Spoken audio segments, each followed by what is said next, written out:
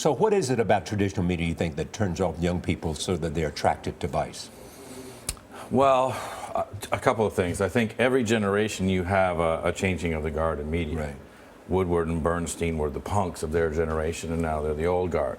And by definition, when you have a changing of the guard, you have a different language. If you have a different language, then the people who are in the status quo say, well, that's not news because you're not doing it the same way I'm doing it. So when we look at it, we say, look, we're going to go to a story more in a documentary filmmaking standpoint of we press record and let the story evolve, rather than there's a fire at City Hall, get me 2 pictures, you know, and shoehorn in the story. So it's a combination of Gen Y having a different language and there being sort of a changing of the guard with digital online content. But you have a lot of the old guard, the old school, so to speak. Tom Freston is involved, Rupert Murdoch is involved. Do you think that that's a contradiction in having them involved in something that's so focused on Gen Y? No. Because? Because I think, you know, I've gone on record saying I want to be the next MTV, the next CNN, the next ESPN rolled into one. But if you look at that and you look at the history, MTV had to sell to Viacom, ESPN to Disney, CNN to Time Warner. Now, what we've done is we've amassed a dream team with Tom, with Ari, and we've done, you know, a very small deal with 21st Century, which allows us to expand internationally into India, into European markets, into South America, while maintaining our independence and while being able to have our own voice. You said young people are angry. Very. Why? What do you mean?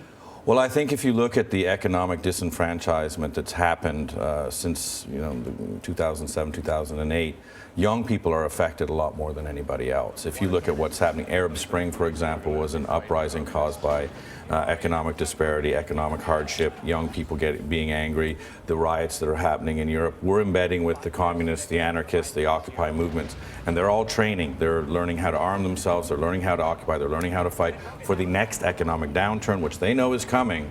And they're going. And what we've seen up until now is going to be a picnic compared to what happens next. Well, what did you think of Dennis Rodman's latest trip to North Korea?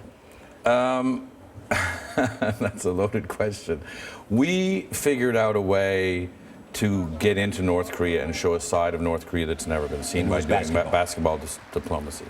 After that, we sort of parted ways, and he's gone on to do what he does. We have nothing to do with that. But, you know... Don't give an old media answer. It's weird. How about that? It's a weird thing. That is an old media answer. Come on, you sound very old media. We celebrate the absurd advice, and it's an absurd country with an absurd guy, and, you know, fair play. But you have launched him on that. I mean, there was a lot of people involved in diplomacy that think that was very hurtful and damaging. Why?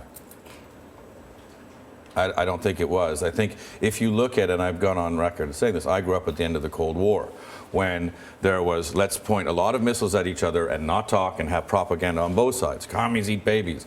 You know what? We should always talk. We should always have dialogue. We should always understand everyone. Our people. When people saw a documentary on it, and at the end you see the kids lighting up about basketball, they're people just like us.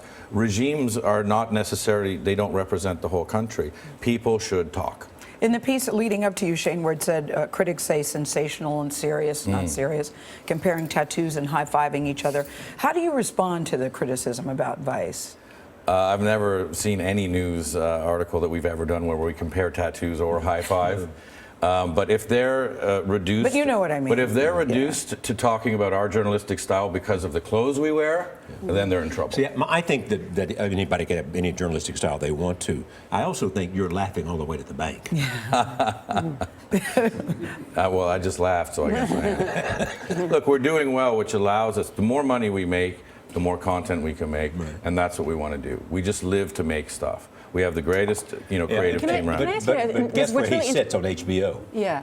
Well, and this is a really good point. You know, I can tell you the times in my career where people have said, well, young people don't care about news in Washington, or they don't care about foreign news. Right. Exactly. And how interested are they in those subjects? Tremendously. And that's a great question, because when we started, not only with HBO, but on our YouTube channels, everyone said, look, here's the three rules.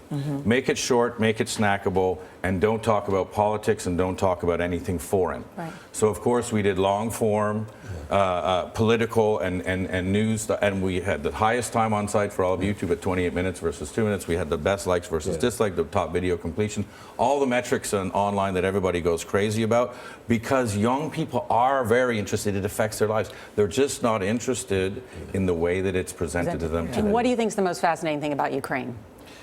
Well, we have 3 crews there right now. What I think the most fascinating thing about what's happening in the Ukraine is the pro-West versus pro-Russia.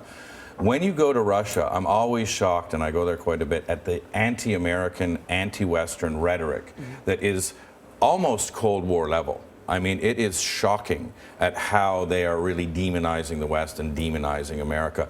We don't have economic problems. America caused our economic problem. I mean, it is shocking. And by the way, it doesn't bode well for what's going to happen in the Ukraine. Actually, it's a good example. You see that in the way they're covering what's happening in the Ukraine today. Correct. Yes.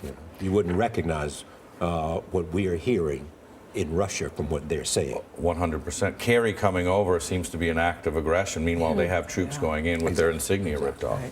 All right, Shane Smith, Vice TV. I like it. Thank you. Thank you.